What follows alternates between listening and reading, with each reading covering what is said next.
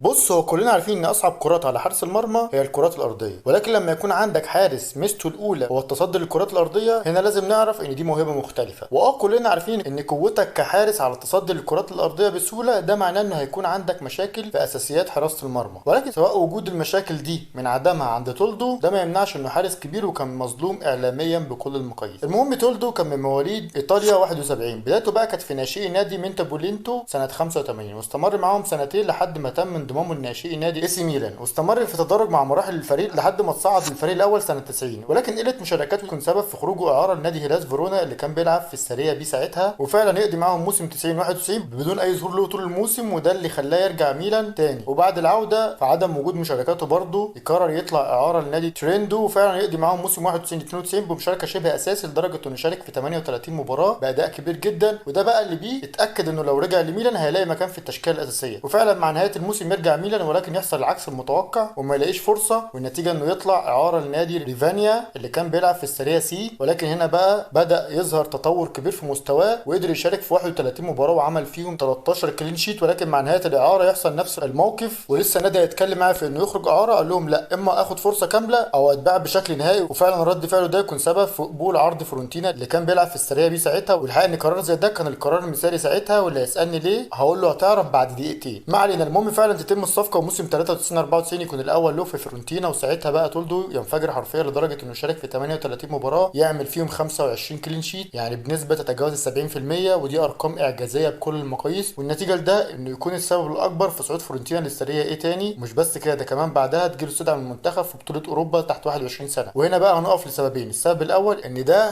اللي اتكلمنا عنه من شويه، انه القرار المثالي واللي بيه قدر يشارك مع المنتخب. اما بقى السبب الثاني فانه تم اختياره وهو فريق بيلعب في الدرجه الثانيه، وده شيء فعلا بياكد انه حارس كبير. ما علينا، المهم فعلا تولدو يشارك طول البطوله باداء ثابت، ويكون السبب الاكبر في وصول ايطاليا للنهائي، وخصوصا انه ما استقبلش غير هدف واحد طول البطوله. واكمالا للتالق قدر يقود المنتخب للفوز على فرنسا في قبل النهائي في المباراه اللي حسمت بركلات الترجيح، واللي بيها ايطاليا يصعد لمواجهه البرتغال في النهائي، في المباراه اللي استمر فيها التعادل لحد الوصول للاكسترا تايم. ومع الدقيقه الثامنه الايطالي سجلوا هدف الفوز، واللي بيه يتوج المنتخب الايطالي ببطوله اوروبا على يد تولدو. عشان بقى بعد العظمه دي تولدو يرجع يبدا موسم 94 95 بمشاركه في 39 مباراه وعمل فيهم 7 كلين شيت، وقدر يكون من ضمن الاسباب وصول النادي اللي لسه صاعد الموسم الماضي انه ينهي الدوري في المركز العاشر. وده بقى اللي ياخدنا للموسم اللي بعده، الموسم اللي فيه تولدو اكد على انه حارس كبير، وده لانه قدر يعمل 17 كلين شيت في 42 مباراه، وكمان قدر يقود الفريق للوصول للمركز الرابع واللي بيه هيشارك في دوري الابطال الموسم القادم. وده جميل وكل حاجه، ولكن الاجمل بقى هو مشاركاته في كاس ايطاليا، البطوله اللي فيها تولدو مش بس كان من ضمن الاسباب، لا ده هو كان السبب الاساسي في تحقيق معجزه الفوز بالبطوله، بعد ما قدر يحافظ على شباكه في 5 مباريات من ال8 بتوع البطوله، واللي بيهم يتوج فورنتينا بكاس ايطاليا بعد ما قدر يفوز على اتلانتا في النهائي ب 3-0 بمجموع المباراتين. ولكن العظمه ما انتهتش على كده، ده بعدها مع بدايه الموسم الجديد فورنتينا يفوز بالسوبر المحلي بعد الفوز على اي سي ميلان بثنائيه باتيستوتا، واللي بيها يتوج فورنتينا بالسوبر المحلي لاول مره في تاريخه. وبالمناسبه دي كانت المره الوحيده اللي فاز فيها فورنتينا بالبطوله. لا، واكمالا للعظمه فورنتينا يعمل اداء كبير جدا في دوري الابطال بعد ما قدر يوصل لسيمي فاينال البطوله، ولكن ساعتها اصطدم ببرشلونه في الدور اللي تالق تولدو فيه ما كانش السبب كافي لفوز فورنتينا، وساعتها هيخسر ضد برشلونه ب 3-1 بمجموع المباراتين. عشان في الموسم اللي بعده تولدو يشارك في 36 مباراه ويعمل 11 كلين شيت، واللي بيهم يكون من ضمن الاسباب في وصول فورنتينا للمركز الخامس. وبعدها تجيله استدعاء للمنتخب في كاس العالم 98، البطوله اللي تولدو فيها ما كانش لاقي دور من اي جهه لانه كان على الدكه طول البطوله. ولكن كلنا عارفين ان ايطاليا ساعتها خرج من ربع النهائي على يد فرنسا، ولو عايز تعرف تفاصيل اكتر عن البطوله دي هتلاقيها موجوده في حلقه انزاجي وتريزيجيه. ما علينا، المهم بعدها تولدو يرجع يبدا موسم 98 99 مع فورنتينا بمشاركه في 47 مباراه ويعمل 19 كلين شيت، واللي بيهم يكون من اهم الاسباب في وصول فورنتينا لنهائي كاس ايطاليا بعد ما قدر يحافظ على شباكه في 6 مباريات، واللي بيهم يصعد فورنتينا لمواجهه بارما في النهائي اللي انتهى بنتيجه 3-3. ولكن قاعده الاستقبال اللي اقل على ملعبي تكون لصالح بارما ويتوج بطلا على حساب فورنتينا. وده بقى اللي ياخدنا للموسم اللي بعده، الموسم اللي فيه تولدو تحول من حارس عادي الى بطل قومي، وده مش عشان قدر يعمل 20 كلين شيت في 50 مباراه، ولكن عشان دوره مع المنتخب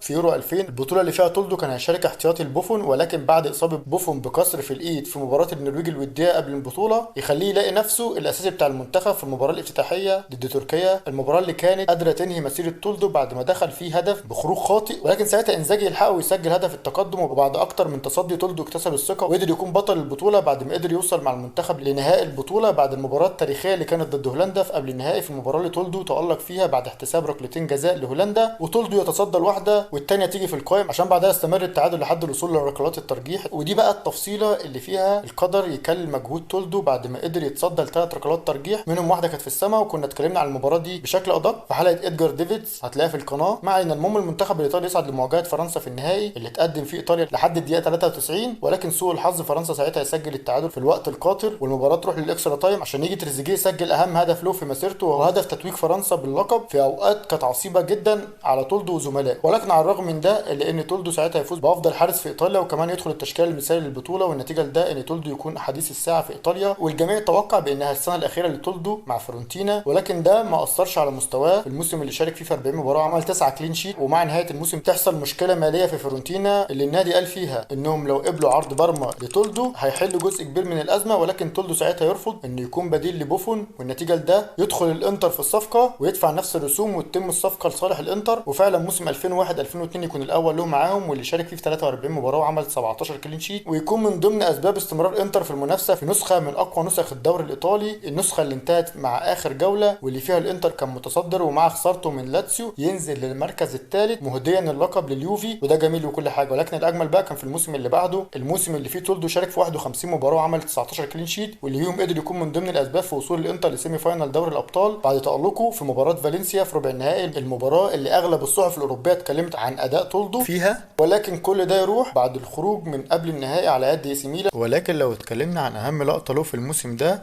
فبالتأكيد هتكون في مباراة اليوفنتوس، المباراة اللي استمر فيها اليوفنتوس متفوق بهدف لحد الدقيقة 95، ساعتها الانتر تجيله ركنية ويقوم تولدو متقدم وهوب يسجل هدف التعادل في الوقت القاتل. وده بقى اللي ياخدنا للموسم اللي بعده واللي فيه تولدو شارك في 45 مباراة وعمل 17 كلين شيت، ولكن يكون من اصعب المواسم على تولدو بعد الخروج من سيمي فاينال كاس ايطاليا ووصوله للمركز الرابع في الدوري، وحتى بعد انضمامه للمنتخب في يورو 2004 ما شاركش ولا دقيقة، والنتيجة لده انه يقرر الاعتزال دوليا عشان بعد نهاية الموسم العصيب ده تولدو يبدأ موسم 2004 2005 بالمشاركة في 41 مباراة وعمل 17 كلين شيت، وده يخليه من ضمن الاسباب في فوز الانتر بكاس ايطاليا بعد الفوز على روما في النهائي ب 3-0 بمجموع المباراتين، عشان في الموسم اللي بعده تولدو يبدا الموسم بمشاركه في 18 مباراه ويعمل فيهم 8 كلين شيت. وقله الارقام دي كانت بسبب طفره خيليو سيزار اللي كان مقدم موسم قوي جدا، ولكن بالمشاركه مع تولدو الانتر يبدا الموسم بالفوز بالسوبر المحلي في المباراه اللي استمر فيها التعادل لحد الوصول للاكسترا تايم عشان يجي فيرون يسجل هدف التتويج بالبطوله بمشاركه تولدو، وبعدها الانتر يفوز بكاس ايطاليا بعد الفوز على روما في النهائي ب 4-2 بمجموع المباراتين. واكمالا للعظمه يتم اعلان تتويج الانتر بطل للدوري الايطالي بعد فضائح الدوري واللي فيها هبط اليوفي، وكنا اتكلمنا عن الموضوع ده بشكل ادق في حلقه باتريك فييرا وادريانو هتلاقيهم في القناه. ما علينا، المهم يتوج الانتر بالثلاثيه المحليه بمشاركه تولدو وسيزار، وهنا بقى روبرتو مانشيني شاف ان معاه حارسين جامدين عشان ما يخسرهمش ثبت سيزار في الدوري وتولدو في مباراه الكؤوس، والنتيجه لده ان الانتر يبدا الموسم بالفوز بالسوبر المحلي بعد الفوز على روما ب 4-3 وبعدها يفوز بالدوري بفرق 22 نقطه عن روما الوصيف، وعشان بعدها تولدو يبدا موسم 2007 2008 بالمشاركه في 9 مباريات فقط، وقله المشاركات دي كانت بسبب اصابته بكسر في القدم واللي بيها غاب اكتر من شهرين ونص عن الملاعب، ولكن ساعتها الانتر قدر يتوج بالدوري بعد خساره الكاس والسوبر ضد روما. وده بقى اللي ياخدنا للموسم اللي بعده واللي فيه مشاركه تولدو كانت قليله جدا بسبب تالق سيزار في الوقت اللي كان فيه تولدو مصاب واللي بيها اخذ مكان اساسي في التشكيله، ولكن على الوجه العام فالانتر ساعتها فاز بالدوري والسوبر. وده بقى اللي ياخدنا للموسم 2009 2010 الموسم الاهم مش بس في تاريخ تولدو، لا ده يعتبر الاهم في تاريخ الانتر، واللي هيقول لي ازاي هقول له تعالى ناخد الموسم من اوله. صحيح ان تولدو شارك في 3 مباريات فقط، ولكن لما نتكلم على الانتر هنلاقي انه مش بس فاز بالدوري والكاس المحلي، لا ده كمان قدر يعمل اداء اسطوري في الفوز بدوري الابطال بعد ما قدر يفوز على البايرن في النهائي بثنائيه دييجو ميليتو في البطوله اللي اتكلمنا عنها بشكل ادق في حلقه مايكون وكان بياسو، وده جميل وكل حاجه. ولكن الغريب بقى هو قرار اعتزال تولدو مع نهايه الموسم، وليه غرابه هنا؟ ده لانك فعلا مالكش دور في الفريق، ولكن وجودك كان هيزود فرصك بكاس العالم للانديه والسوبر الاوروبي، ولكن ساعتها القرار النهائي هو اعتزال فرانشيسكو تولدو بعد ما تجاوز ال 38 سنه وبعد ما قدم مسيره يستحق بيها الاشاده واللي بيها سيظل اسم تولدو موجود ضمن قائمه عظماء حراسه المرمى. وده بقى اللي ياخدنا الارقام واللي فيها شارك مع الانديه في اكتر من 600 مباراه واللي قدر يعمل فيهم 230 كلين شيت، وقدر يفوز بالدوري والسوبر الايطالي 4 مرات لكل بطوله، وفاز بكاس ايطاليا 5 مرات منهم مرتين مع فرونتينا اللي كمان فاز معاه بالسريه بي، وده طبعا غير فوزه باهم بطوله وهو دوري ابطال اوروبا، وده كان مع الانديه. اما بقى لو رحنا لمشاركاته مع مراحل المنتخب واللي تتمثل في 40 مباراه واللي قدر يعمل فيهم اكتر من 18 كلين شيت وفاز معاهم ببطوله اوروبا تحت 21 سنه. وبس يا سيدي وبكده وصلنا لنهايه الفيديو. طبعا لو عجبك الفيديو ما تنساش تعمل لايك وتقول لنا بقى تحب نتكلم عن مين الفيديو الجاي.